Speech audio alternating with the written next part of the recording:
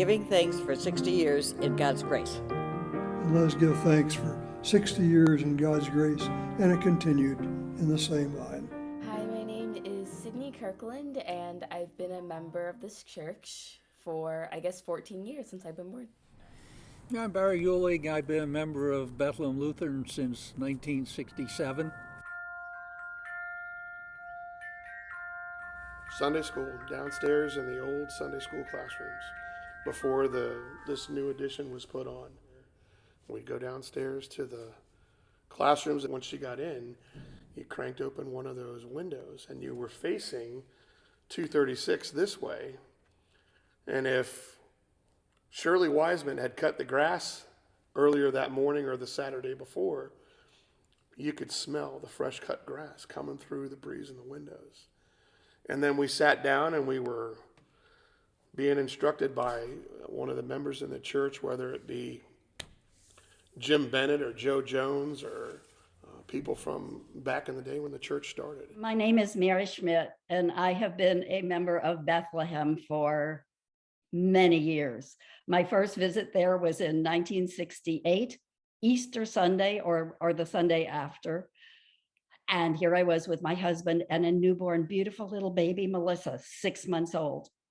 And we were looking for a church. And we walked in the door of Bethlehem and we felt welcomed and sensed a community that could be caring and appreciate a new little infant.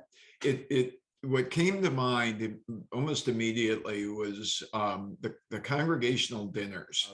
I'm Jonathan Vogel. My family and I moved to Fairfax in 1970. I was 7, and they did, I think it must have been once a month, did dinners with St. Elizabeth's Hospital. And it was just this sense, well, church is where you go. And churches where your friends are, and churches where your community is. When I was younger, at Easter, we'd have Easter egg hunts and the potlucks. I can just feel the sense of community here. And I really love coming here. Phil Hirsch, and I was at Bethlehem from 1999 to 2009. The sincerity and the desire to follow in the way of Jesus in faith, in devotion and in service to God and to the world. I think that has been a defining characteristic of the church. This wall behind me was done before I got here, and it still serves. People come in and talk about it. It's really a point of contact.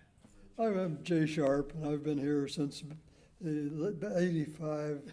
What haven't you done in this congregation? I haven't been a preacher.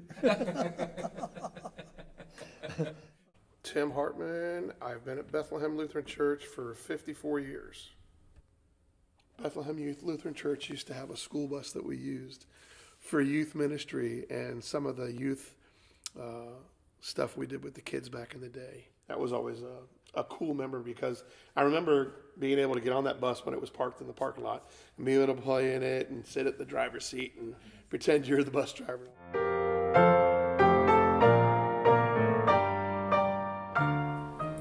Joanne Miller. Nelson Miller came to Hope Lutheran Church when it was just a mission.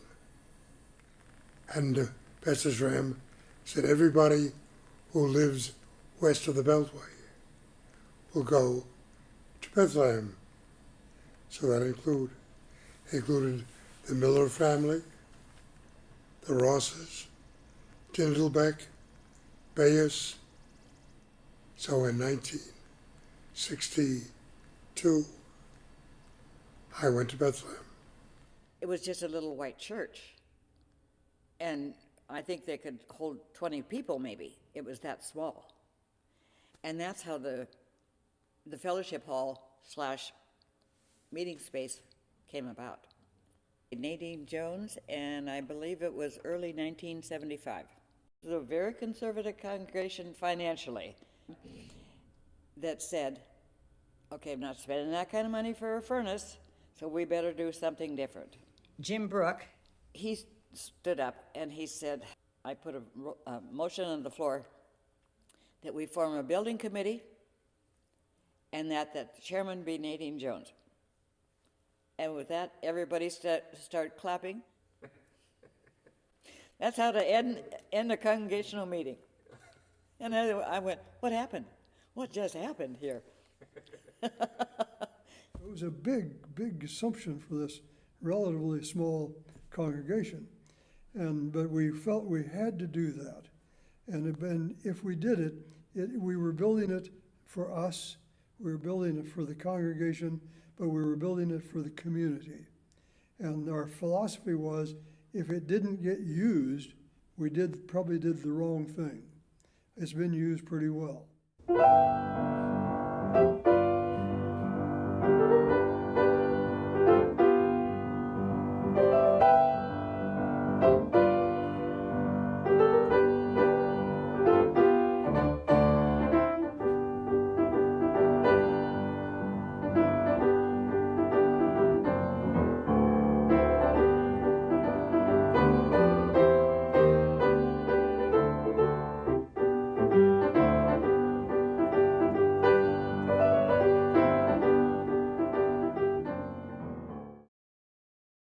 Things went along probably more or less as normal until 1979.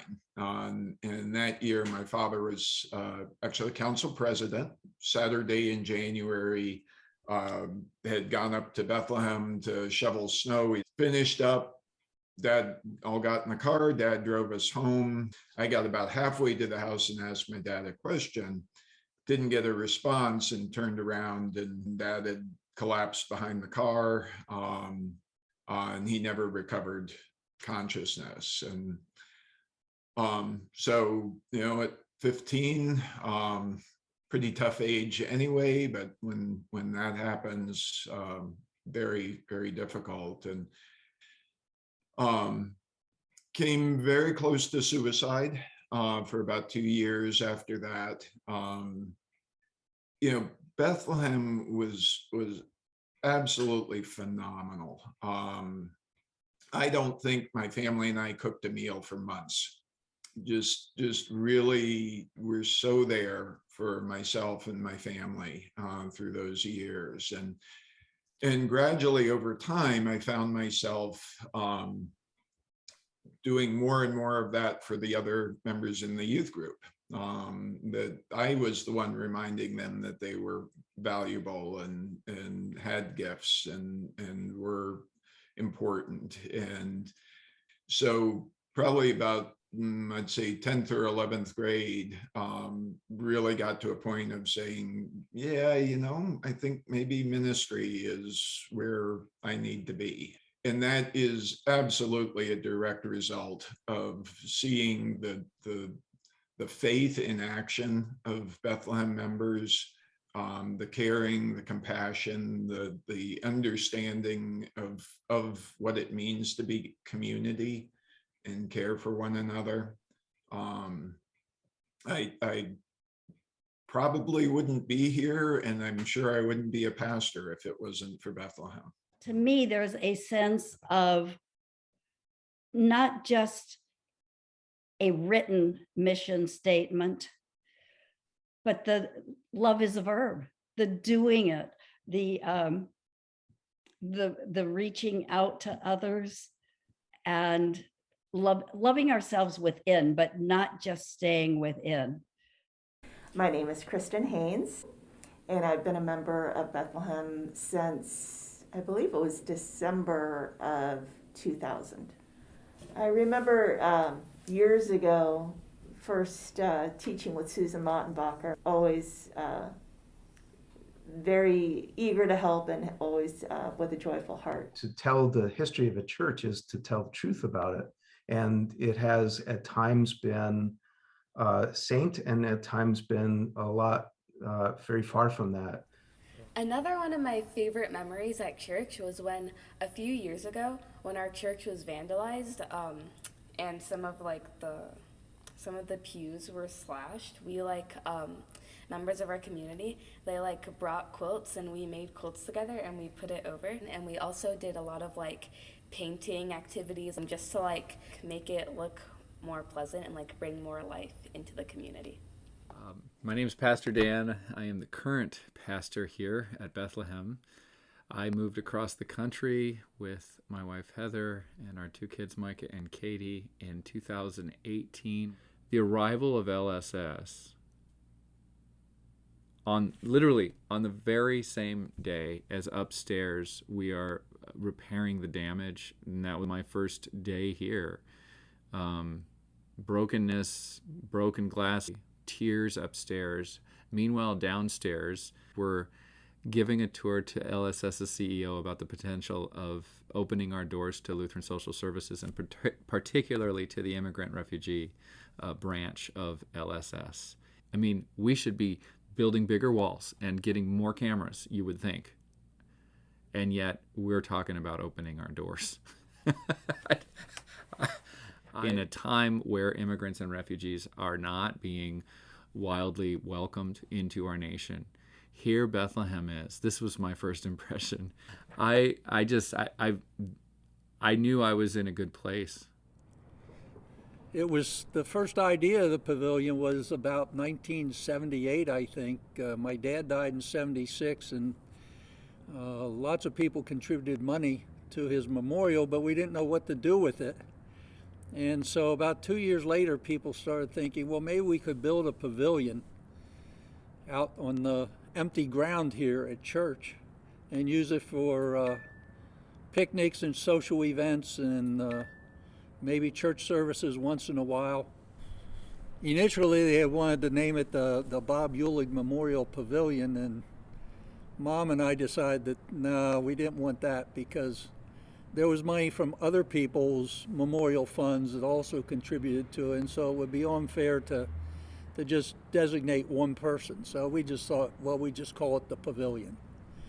And of course, in recent times, I guess last year or 2 years ago, we put up the mural back here that the kids did. And it was interesting because Pastor asked Mom if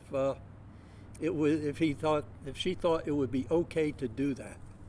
And of course, she was all for it, and she said that, Dad would love it because he was all in favor of the outdoors and children, and this would encompass both of those things. And so, her and I were really pleased with the way it came out, and it exhibits, the faith and the love of children, which is really a nice thing to incorporate into the pavilion.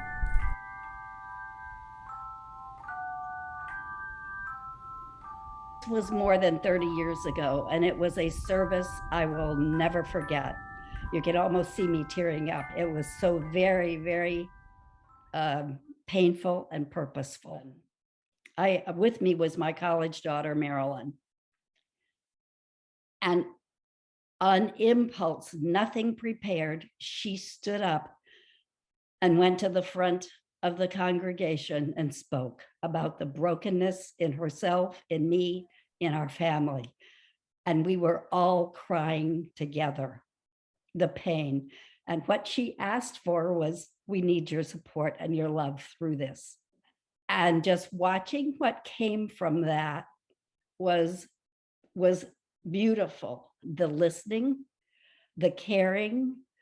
It did not matter what, I want to say, cross we bore in our humanness, and not just for us, but that was healing for other people in that community too, to say, here's my story, and I need the love and support here at Bethlehem through this. The whole list of human problems and sins and repentance and rebuilding. What I didn't see through those hard times was the end of that, which was hope. And hope does not disappoint us because the Holy Spirit is with us through it. Easter Vigil with Vicar Alex. I enjoyed that mostly because it was like something new. Like I'd never been to an Easter Vigil before. But I think my favorite part was like the camp style songs, or we would we would do a reading and then sing like a song that was like connected to it. I think that was really fun. It was like kind of more engaging, and I liked that. I'm Pastor Jerry Johnson. I was there 2010 to 2015 was about a couple months in when a high school student, Nick Steuben, had committed suicide, and they had a huge funeral for him, but that really touched everybody in the congregation in a very special way. And we all came together for that, and I thought that was really good. Favorite parts. I like listening to the first reading. I like that. I like communion. I also like the sending hymn because I like when we bring like the instruments out and everyone's just like clapping and singing and everyone's happy. Well, what I'll say about worship is, yes, it was always at the center and the core, and there was a balance between the desire to be reverent and respectful, and also to enliven it with the music, particularly of the day. Pushed people's comfort zone a bit, but was to me more evidence of this the willingness to try new things, especially for the sake of young people. Part of the service was always a children's message.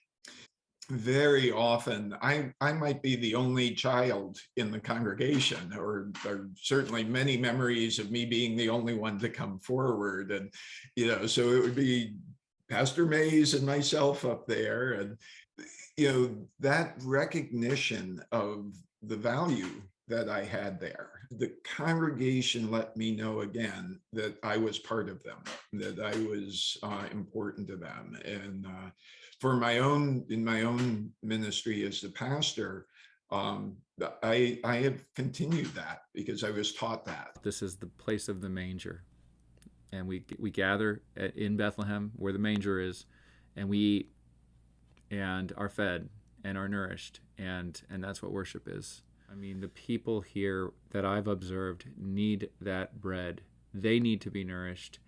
And after they are nourished, then that gives them the strength to serve in this place, in this community, and certainly beyond these doors.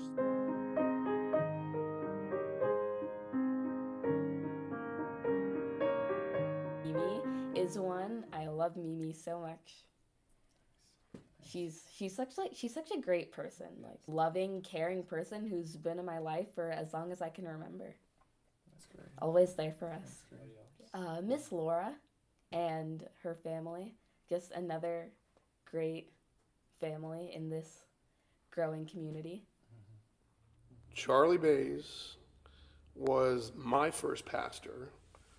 He baptized me and then was probably here at the church up until I was maybe 10. Charlie used to march back and forth across the front of the altar, or he would do it behind the altar, and he would grab his finger and spin his wedding ring, and he would be preaching the sermon. And he was special to me because he hooked me on my faith. He's the one that started my faith journey. Ruth Eulig was one because of the positivity. Gracious, a worker. Nobody got their hands dirtier than she did, whether it was cooking in the kitchen, hosting, carrying on, or digging in the garden. She was a worker. We had lots of workers. Julie Hogan was an incredible person who shared her times and gifts and talents. So Joanne Miller and Nelson Miller and Mary Schmidt, Marie Reed, Margaret Brooke, Janet Samuelson, just some really powerful individuals that were great role models for me. Sharon is also another one. She also has been in my life for as long as I can remember.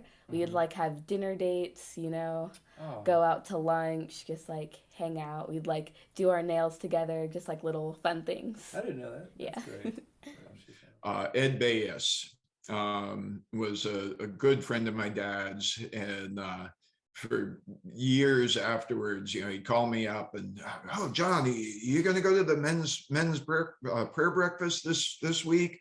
"Yeah, Ed, I don't think so. I've got a bunch of other stuff. I'm a teenager, not really." Yep, okay, all right. Well, I'll pick you up at 7. Ed Bayes Ed was an executive in the YMCA and very social justice minded. And he, when it came time for the March on Washington with Martin Luther King Jr., the story goes, what Ed told me was that the pastor came to him and said, "I want to go to March on Washington." And he said to him, "Well, have you been reaching out to the Black families that live around the church building?" And he said, "No, I haven't been." And he said, "Well, go and do that first. Get to know the people around before you go into the city and march. Get to know the people in this community." So Ed was like a beloved saint of the church. Nelson as well, and Nelson Miller. Nelson was the kind of guy, when you met him, you felt like you belonged somehow. And he was the one who gave people plants and said, "Come grow with us," when they were joining. And so he taught me something about that gift of hospitality. Miss Vicky. You got a lot. I love that. Yes. Another person who I've known for a long time, she runs the Christmas pageants, and I've been doing those ever since I was little, and those are always fun. And of course, this year she was my confirmation teacher, so that's also special. Ivan Dietrich, and he was just a gentle and sweet man, just full of empathy and compassion, and just an enjoyable way. He kind of talked sometimes in riddles to give you, he wouldn't be so direct, but you had to think about what he said to get his point. And I always enjoyed the challenge of that. The Frody family with Roland and Pat and their children, Roland and Debbie and Sue Ellen and Donna and now Mackenzie, from passing it from generation to generation with love, with a calm ability to listen, to go through their own struggles in their own lives, and do that in faith and justice. I'm so sorry that I never knew them. I mean, I'm getting to know the kids and they're wonderful, but I'm sorry I never got to know them. It was the first funeral I did at Bethlehem, though. They are a reflection of each other. You have seen it. You just didn't have the body to go with it. Mm-hmm.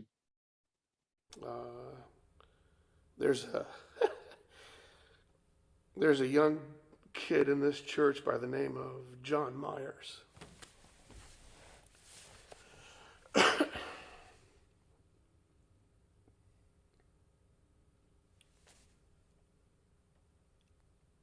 John is definitely a disciple of Christ, because he lives it, he breathes it, he sleeps it, he eats it, and he shares it with everybody at Bethlehem.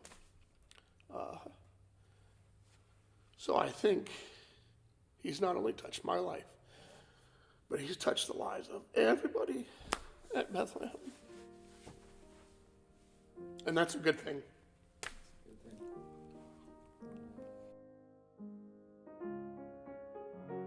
I'm so glad that I found this church. It helped shape my children, and all the love I've felt over the years, and been able to share love too, and community, and joy of loving God and sharing blessings.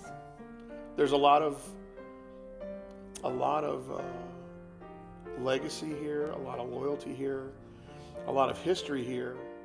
I think the mere fact that they've kept their feet on the ground, they haven't gone totally left, they haven't gone totally right, and they haven't fallen asleep. They really haven't. They still keep reaching out, they still keep going. And that's not all bad. Everybody can't be big, and not everybody wants to be fancy, glitzy. And we're not a glitzy congregation, never have been since the 1970s that I can tell you about, and I think that's what established this congregation back in the 60s, was they weren't glitzy then either. Yeah.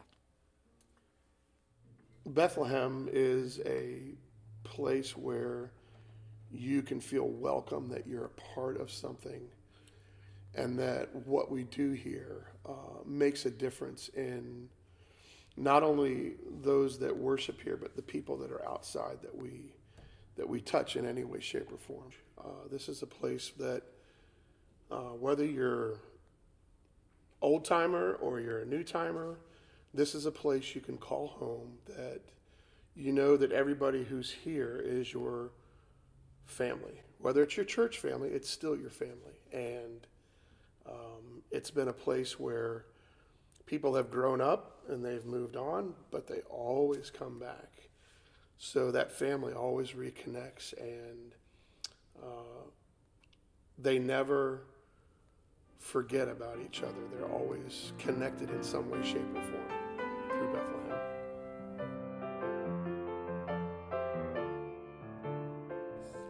I hope they keep their perspective. I hope it stays grounded. I do think the congregation has really good DNA. That is the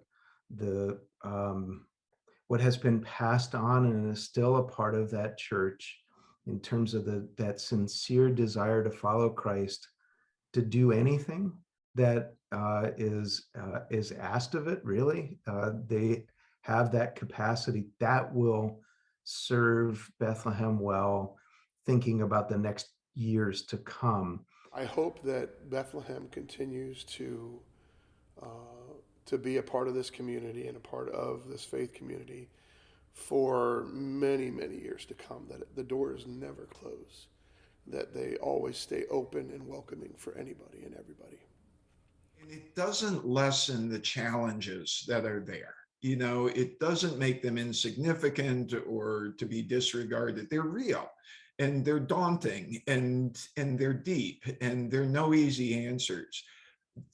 But by looking back over these 60 years, you know, recognize that the time after time after time that Bethlehem has done amazing ministry and compassionate work, and has been blessed again and again by God with wonderful pastors and dedicated members and generous people and all of these things. And maybe by reflecting on all of those things, the ways God has brought hope and blessing in the past, to recognize, yeah, God's going to keep doing that.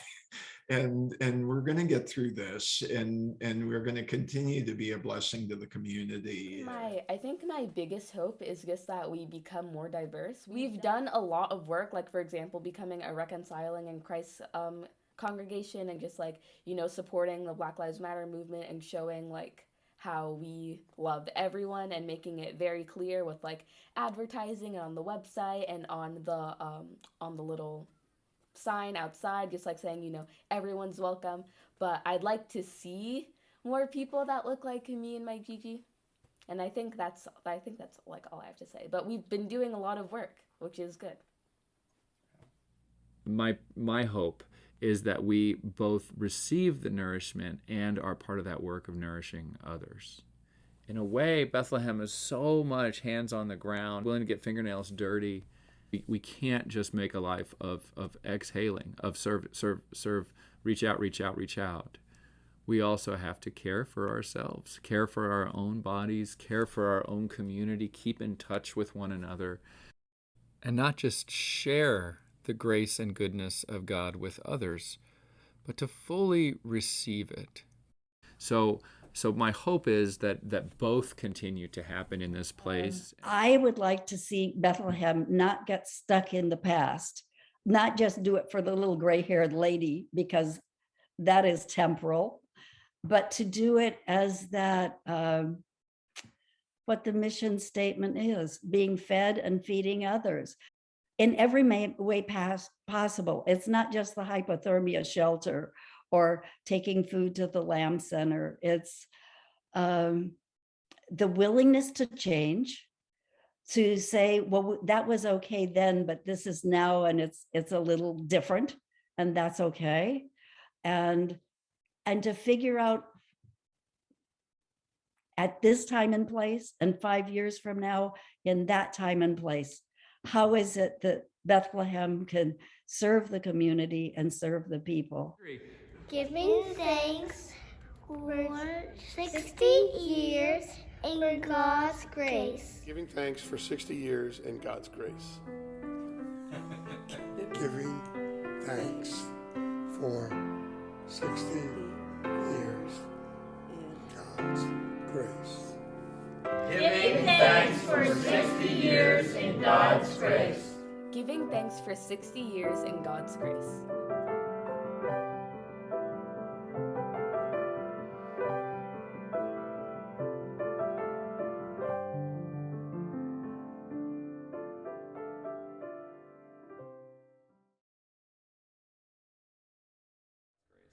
Giving grace for 60 years. Giving Thank- thanks. Giving thanks. Sorry. Now I'm blanking on it. Giving thanks. Hold on. Giving thanks for 60 years in God's grace. You did it. Okay, one more time. One more time. Just let's try one more time. Okay, let's see your teeth. There they are. Okay. Oh, never mind. There's no teeth there. Okay, that's good. Okay, here we go. 1, 2, 3. Giving thanks for 60 years of giving through God's grace. Giving thanks for 60 years of God's.